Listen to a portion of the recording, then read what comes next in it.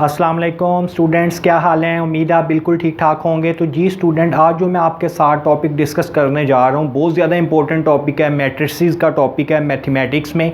तो जी स्टूडेंट, जो मैट्रिसेस का टॉपिक है ये आप देखते हैं मैट्रिक में भी है।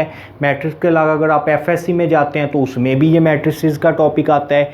इसी तरह अगर हम BScs में देखें, उनका एक सब्जेक्ट है लीनियर अलजेब्रा, उसमें भी ये मैट्रिसेस का टॉपिक आएगा। BBA में जहाँ जहाँ पे भी मैथ जिस फील्ड में भी यूज़ हो रहा है उसमें मैट्रिसेस का ये टॉपिक जो है ये लाजमी आता है। तो जी हम इसे डिस्कस करते हैं। मैट्रिसेस को अगर हम स्टार्ट करते हैं, इस वीडियो में हम इसी के बारे में डिस्कस करेंगे। तो मैट्रिसेस में सबसे पहले मैट्रिसेस इंट्रोडक्शन टू मैट्रिसेस, ये इस टॉपिक का नाम है। तो सबसे पहले अगर हम देखें, इसकी डेफिनेशन देखें मैट्रिक्स की। मैट्रिक्स होता क्या है, सबसे पहले तो इसका आपको पता होना चाहिए। मैट्रिक्स क्या है? A rectangular shape which consist of row and column. A rectangular shape which consists of row and column is called matrix.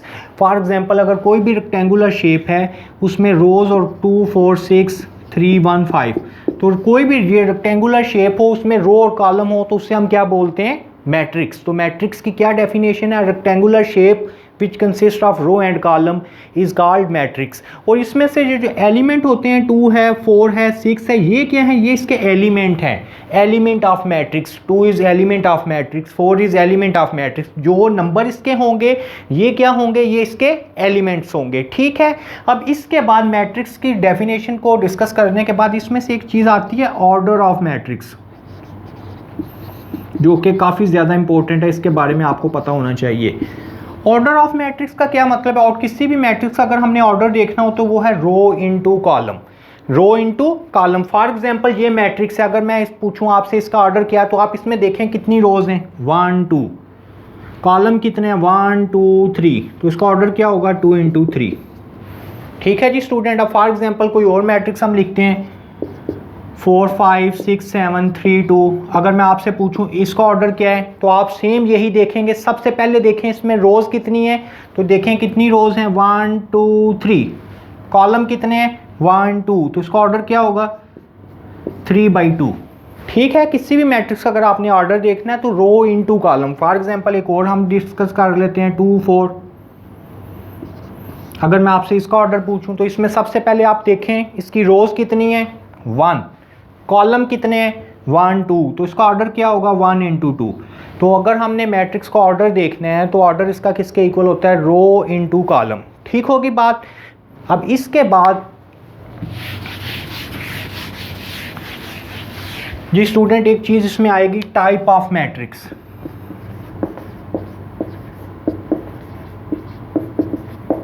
यानी मैट्रिक्स किस किस टाइप के हो सकते हैं। तो सबसे पहले जो फर्स्ट टाइप इसकी आएगी वो है स्क्वायर मैट्रिक्स।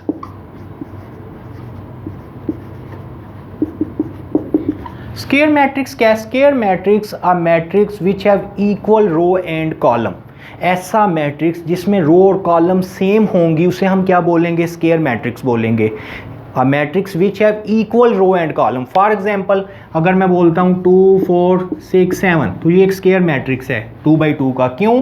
इसमें रोज कितनी है, 2, कॉलम कितने हैं, 2, इसका ऑर्डर 2/2 है। ऐसा मैट्रिक्स जिसमें रो और कॉलम सेम होंगी उसे हम क्या बोलेंगे, स्क्वायर मैट्रिक्स बोलेंगे। ठीक होगी बात। ये 2/2 का फॉर एग्जाम्पल अगर मैं ये लिखता हूँ 2 4 6 3 1 2 4 5 2, तो ये कौन सा मैट्रिक्स है, ये भी स्क्वायर मैट्रिक्स है क्योंकि इसमें कितनी रोज, 3 इंटू 3, 3 रोज हैं 3 कॉलम है। तो स्क्वायर मैट्रिक्स के बाद जो सेकंड टाइप इसमें आएगी, रेक्टेंगुलर मैट्रिक्स।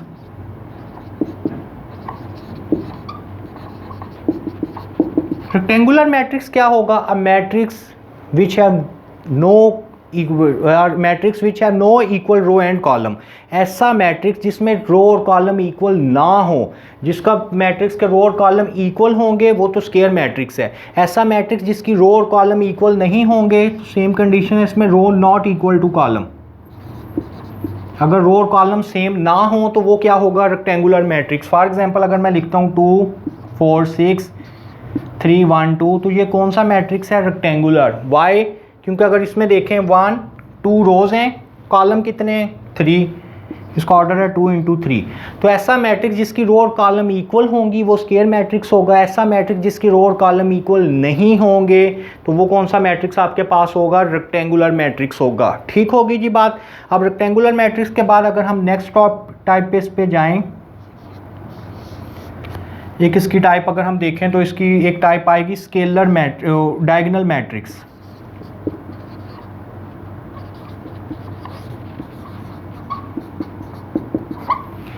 हाँ जी, नंबर 3 पर है डायगोनल मैट्रिक्स। डायगोनल मैट्रिक्स क्या होगा स्टूडेंट्स? डायगोनल मैट्रिक्स होगा matrix which have only diagonal element and remaining element equal to 0। ऐसा मैट्रिक्स जिसके सिर्फ डायगोनल में एलिमेंट हों और जो रिमेनिंग एलिमेंट है वो 0 के इक्वल हों, तो ऐसे मैट्रिक्स को हम क्या बोलते हैं? Diagonal matrix.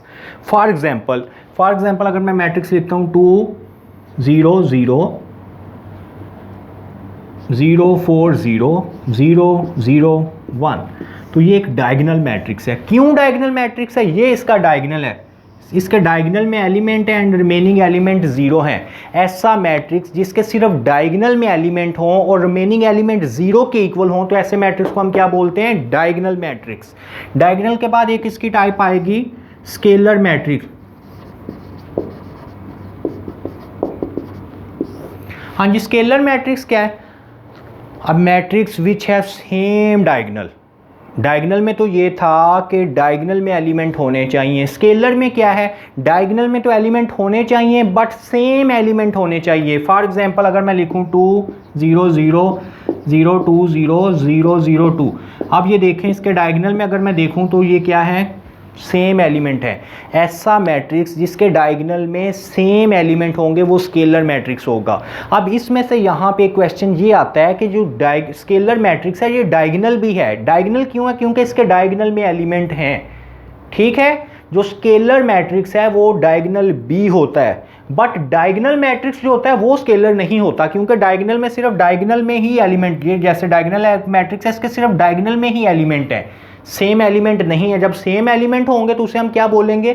Scalar matrix. तो स्केलर मैट्रिक्स जो होता है वो डायगोनल मैट्रिक्स भी होता है। क्लियर होगी बात। अब इसके बाद 5 नंबर पे अगर हम देखें तो एक मैट्रिक्स की टाइप आती है आइडेंटिटी मैट्रिक्स।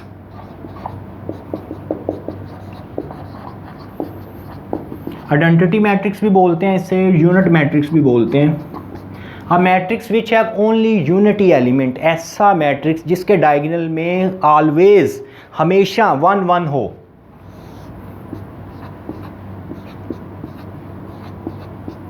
ऐसा मैट्रिक्स जिसके डायगोनल में हमेशा 1 1 हो उसे हम क्या बोलेंगे? आइडेंटिटी मैट्रिक्स बोलते हैं। आइडेंटिटी के साथ साथ उसे हम यूनिट मैट्रिक्स भी कह सकते हैं। ठीक होगी बात स्टूडेंट। अब जो आइडेंटिटी मैट्रिक्स है ये स्केलर भी होता है, डायगोनल भी होता है। स्केलर क्यों होता है? क्योंकि इसके सेम एलिमेंट हैं। डायगोनल क्यों है? क्योंकि इसके डायगोनल में एलिमेंट है। ठीक है, लेकिन ये जो आइडेंटिटी मैट्रिक्स है ये स्केलर भी होगा और जो स्केलर है वो नहीं आइडेंटिटी होगा, क्योंकि स्केलर में तो सेम एलिमेंट है, कुछ भी हो सकते हैं, 2 2 भी हो सकता है, 4 4 भी हो सकता है, 6 6 भी हो सकता है। तो लेकिन जो आइडेंटिटी मैट्रिक्स है इसे हम आइडेंटिटी भी बोलेंगे, स्केलर भी बोलेंगे, डायगोनल भी बोलेंगे। क्लियर होगी बात जी स्टूडेंट। अब जो नेक्स्ट अगर हम इस पे चलें तो एक मैट्रिक्स की टाइप आएगी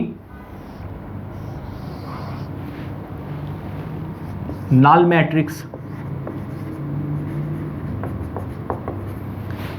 या जीरो मैट्रिक्स भी बोलते हैं इसे। Matrix which have all element equal to 0। ऐसा मैट्रिक्स जिसके ऑल एलिमेंट 0 0 हों। फॉर एग्जांपल 0 0 0 0, तो ये एक नल मैट्रिक्स है। ओके, 0 0 ये भी एक नल मैट्रिक्स है। तो ऐसा मैट्रिक्स जिसके ऑल एलिमेंट 0 होंगे उसे हम क्या बोलते हैं? नल मैट्रिक्स या फिर जीरो मैट्रिक्स।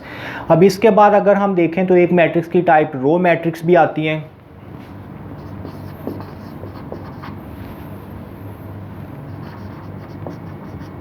रो मैट्रिक्स क्या होता है? मैट्रिक्स विच हैव ओनली 1 रो। ऐसा मैट्रिक्स जिसमें सिर्फ एक ही रो होगी उसे हम क्या बोलेंगे?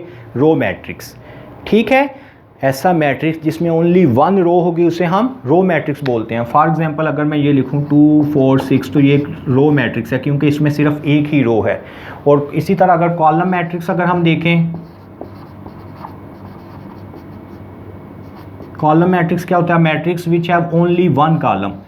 ऐसा मैट्रिक्स जिसमें सिर्फ एक ही कॉलम होगा उसे हम कॉलम मैट्रिक्स बोलते हैं। ऐसा मैट्रिक्स जिसमें एक ही रो होगी उसे हम रो मैट्रिक्स बोलते हैं। ठीक है, तो मैंने आपको मैट्रिसेस भी बता दिया क्या है, उसका ऑर्डर भी हमने डिस्कस किया है, उसके साथ साथ जितनी भी टाइप है मैट्रिक्स की वो भी हमने डिस्कस की हैं। अब नेक्स्ट चलते हैं।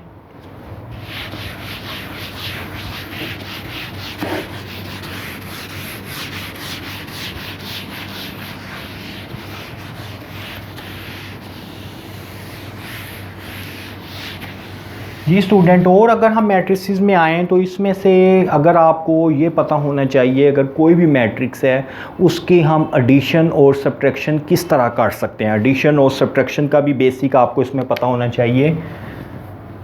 एडिशन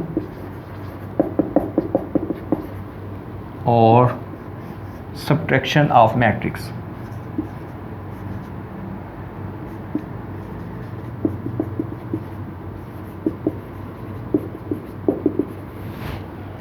ठीक है, कोई भी मैट्रिक्स गिवन है उसकी हमने एडिशन और सब्ट्रैक्शन करनी है तो वो किस तरह करनी है वो भी हम यहाँ पर डिस्कस करेंगे। अब ये कोई भी अगर हमारे पास if A and B are two matrix and they have same order, अगर आपके पास टू मैट्रिक्स हैं उसका ऑर्डर सेम है तो आप उसे ऐड या सब्ट्रैक्ट कर सकते हो, अदरवाइज सेम नहीं कर सकते। तो इसके लिए एडिशन और सब्ट्रैक्शन के लिए जो कंडीशन है वो ये है, order of A equal to order of B.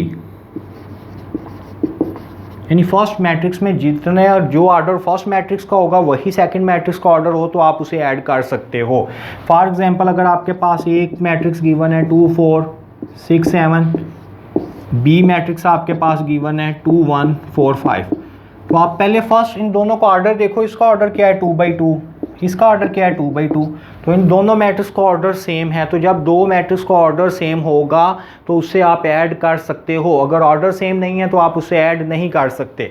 अब फॉर एग्जांपल अगर इन दोनों का तो ऑर्डर सेम है a प्लस बी, और तो एडिशन बिल्कुल सिंपल है। हम क्या करेंगे, हर में से उसका जो क्रॉसपोंडिंग एलिमेंट है वो ऐड कर लेंगे। फॉर एग्जांपल ये 2 है, इधर भी 2 है, 2 में से 2 ऐड कर लो। ये 4 है, इधर 1 है, 4 में से 1 ऐड कर लो। ये 6 है, ये 4 है, 6 में से 4 ऐड कर लो। ये 7 है, ये 5 है, 7 में से 5 ऐड कर लो। हर एलिमेंट में से उसका दूसरे को ऑपोजिट एलिमेंट हम ऐड कर लेंगे। 2 2 4, 4 1 5, 6 4 10, 7 5 12, ये इनकी एडिशन आ जाएगी। ठीक है, कोई भी टू मैट्रिक्स अगर उसका ऑर्डर सेम, फॉर एग्जांपल अगर एक मैट्रिक्स है आपके पास 2 4 6 3 1 2 और बी मैट्रिक्स आपके पास गिवन है 1 2 4 6 1 7, तो अगर सबसे पहले ऑर्डर देखो दोनों का ऑर्डर सेम है, ऑर्डर 2 × 3 एंड 2 × 3, 2 रो 3 कॉलम। अब अगर हमने इसे ऐड करना है या सब्ट्रैक्ट करना है, मैं इसको इसमें से सब्ट्रैक्ट करता हूँ, ए में से बी में माइनस कर देता हूँ। सब्ट्रैक्ट कैसे करेंगे, सेम उसी तरह फर्स्ट 2 में से 1 माइनस करो 1, 4 में से 2 माइनस करो 2, 6 में से 4 माइनस करो 2, 3 में से 6 माइनस करो, 1 में से 1 माइनस करो, 2 में से 7 माइनस करो। तो इस तरह कोई भी मैट्रिक्स टू मैट्रिक्स होंगे, अगर उनका ऑर्डर सेम हो तो हम उसकी एडिशन और सब्ट्रैक्शन कर सकते हैं। ठीक होगी जी स्टूडेंट बात।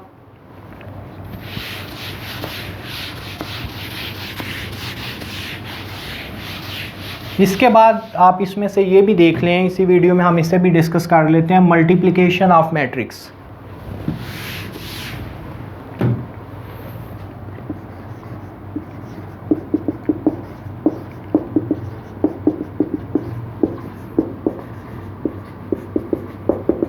मल्टीप्लिकेशन ऑफ मैट्रिक्स के लिए आपने ये कंडीशन याद रखनी है, column of A equal to row of B. इसका मतलब यह है कि फर्स्ट मैट्रिक्स में जितने कॉलम होंगे सेकंड मैट्रिक्स में उतनी ही रोज होनी चाहिए। Column of A equal to row of B, first matrix में जितने कॉलम हैं सेकंड मैट्रिक्स में उतनी ही रोज होनी चाहिए, देन मल्टीप्लिकेशन पॉसिबल है, अदरवाइज मल्टीप्लिकेशन पॉसिबल नहीं है। ठीक है, फॉर एग्जांपल अगर हम देखते हैं करके, मेरे पास मैट्रिक्स गिवन है, ए मैट्रिक्स मेरे पास गिवन है 2 4 6 7 बी मैट्रिक्स मेरे पास गिवन है 3 2। तो मल्टीप्लाई नहीं, मैं आपसे सिंपल यही क्वेश्चन पूछता हूँ, क्या इन दोनों की मल्टीप्लिकेशन पॉसिबल है? ए को बी से हम मल्टीप्लाई कर सकते हैं। तो आप क्या देखेंगे, सबसे पहले ये देखें, ए फर्स्ट मैट्रिक्स है, बी सेकंड मैट्रिक्स है। फर्स्ट मैट्रिक्स के कितने कॉलम है? 1 2। फर्स्ट में कितने कॉलम है? 2। सेकंड में रो देखो कितनी है? 1 2। फर्स्ट मैट्रिक्स के कॉलम देखने हैं, सेकंड मैट्रिक्स की रोज देखनी है। तो फर्स्ट में कितने, अगर हम देखें तो कितने कॉलम है? 2। सेकंड में कितनी रोज हैं? 2। तो ए को बी से हम मल्टीप्लाई कर सकते हैं। यस, पॉसिबल है। मल्टीप्लाई नहीं कर रहा, अभी हम सिर्फ ये देख रहे हैं पॉसिबल है कि नहीं। अब अगर मैं कहूँ बी ए का क्या मतलब है? बी को पहले लिखो, ए को बाद में लिख लो, ये बी ए है। तो अब बी ए का मतलब है बी फर्स्ट है, ए सेकंड है। फर्स्ट के हमने क्या देखने हैं? कॉलम। फर्स्ट में कितने कॉलम हैं? 1। सेकंड में कितनी रोज हैं? 2। तो फर्स्ट में 1 कॉलम है, सेकंड में 2 रोज हैं। Column of A not equal to row of B, तो इसका मतलब है इसकी मल्टीप्लिकेशन पॉसिबल नहीं है। तो यहाँ से हमें एक बात ये समझ आई है कि मैट्रिसेस में जो ए बी है वो not equal to B A है। ए बी ए के इक्वल नहीं होता। अगर हम वैसे देखें तो ए बी ए के इक्वल होता है। फॉर एग्जांपल अगर मैं 2 को 3 से मल्टीप्लाई करूं या 3 को 2 से मल्टीप्लाई करूं, 2 इंटू 3 6, 3 इंटू 2 6, सेम है। लेकिन मैट्रिसेस में ये बात गलत है। मैट्रिसेस में A B not equal to B A, equal होना तो दूर की बात है, बाज़ दफ़ा ऐसे भी होता है कि पॉसिबल भी ना हो। फॉर एग्जांपल ये देखो, इसमें पॉसिबल था, इसमें पॉसिबल नहीं था। तो अब ये देखें स्टूडेंट, मल्टीप्लाई करना कैसे है। फॉर एग्जांपल ये देख लें, ए में यही ले लेता हूँ 2 4 6 7, बी में 4 5 ले लेता हूँ। तो मैंने क्या करना है, ए को बी के साथ मल्टीप्लाई करना है। तो 2 4 6 7 4 5, इसे आप इस तरह लिख लें। अब आप क्या मल्टीप्लाई किस तरह करेंगे? फर्स्ट के कॉलम को सेकंड की, अगर हम ये देखें, फर्स्ट की रो को सेकंड के कॉलम से मल्टीप्लाई करना है। फर्स्ट रो को फर्स्ट कॉलम के साथ, मतलब 2 को 4 के साथ मल्टीप्लाई करना है, फिर प्लस लिखकर 4 को 5 के साथ मल्टीप्लाई करना है। कैसे? पहले 2 को 4 के साथ, प्लस 4 को 5 के साथ, फर्स्ट रो को फर्स्ट कॉलम के साथ। इसी तरह फर्स्ट सेकंड रो को फर्स्ट कॉलम के साथ, 6 को 4 के साथ एंड 7 को 5 के साथ। ठीक है, हमने फर्स्ट रो को फर्स्ट, अगर सेकंड रो होती first row second column, first row third column. तो आप 2 को 4 से करो 8, 4 को 5 से करो 20, 6 को 4 से करो 24, 35। तो इसको अगर हम ऐड कर लेंगे तो ये मेरे पास इसका आंसर आ जाएगा। ठीक होगी स्टूडेंट बात। तो अब आपने फॉर एग्जांपल, अगर मैं एक और एग्जांपल लेके आपको बता देता हूँ, ए मैट्रिक्स है मेरे पास 2 4 6 और बी मैट्रिक्स है मेरे पास 3 2 1। मैं कह रहा हूँ कि ए को बी के साथ मल्टीप्लाई करें। तो मल्टीप्लाई आपने क्या करना है, सेम उसी तरह, एक ही रो है, एक ही कॉलम है, एक ही रो है, एक पहले आप 2 को 3 के साथ मल्टीप्लाई करोगे, प्लस 4 को 2 के साथ मल्टीप्लाई करोगे, प्लस 6 को 1 के साथ मल्टीप्लाई करोगे। अगर हम 2 को 3 के साथ मल्टीप्लाई करें, 6 प्लस 8 प्लस 6, तो आंसर इसका आ जाएगा 20। तो जी स्टूडेंट, अगर आप मल्टीप्लिकेशन में ज़रा थोड़ा बहुत टफ होता है एडिशन और सब्ट्रैक्शन से, अगर आपने ये देखना है कि आपका आंसर ठीक आया है कि नहीं, तो आप इस तरह देख सकते हैं। ये मैं आपको इसमें एक रूल बता देता हूँ। पहले सबसे पहले ए को बी से मल्टीप्लाई किया है, तो आप ए का ऑर्डर देख लो किसके इक्वल है। ए का ऑर्डर, ए में कितनी रोज़ हैं? 1। कॉलम कितने हैं? 3। तो इसका ऑर्डर है 1 इंटू 3, 1 इंटू 3। अब यहाँ पर आ जाओ, इसका ऑर्डर क्या है? इसमें कितनी रोज़ हैं? 3। कॉलम कितने हैं? 1। तो इसका ऑर्डर है 3 इंटू 1।